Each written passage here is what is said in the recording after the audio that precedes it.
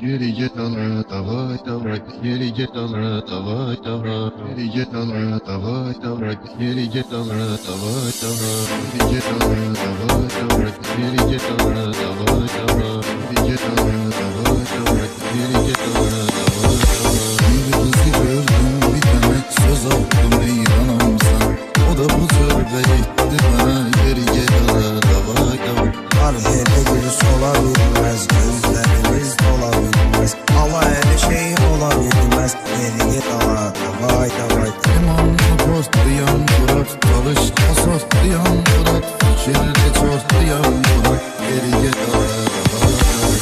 İnanışan bir tane taş eşirem yavaş yavaş. Kırıl başımdan ay kardeş. Geri git ala davay davay. Sırrım beşey beşey, Allah'ım beşey beşey, sırrım beşey beşey, geri get ala davay davay. Sahibine gitme kanaman, sen de tamam ben de tamam. Geçen yapılan geri git ala davay davay. Yine tütüme yine gazama, kal bir şey değil ama olsan sen diyan Murat, geri get ala davay davay.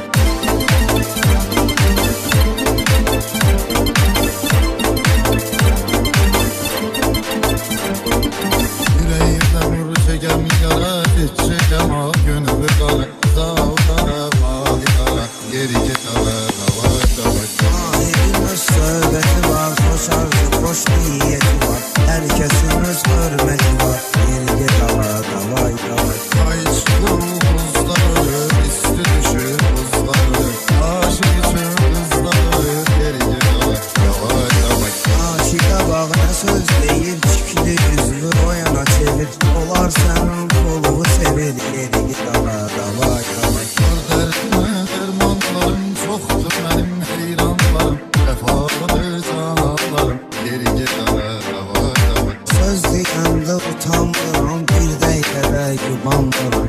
Sənə bak şey inanmıram. Geri git ala davay davay. Mahir üstü diye sıkılıp kafiyemden kârdı, ayak üstü kırdı, geri get ala davay.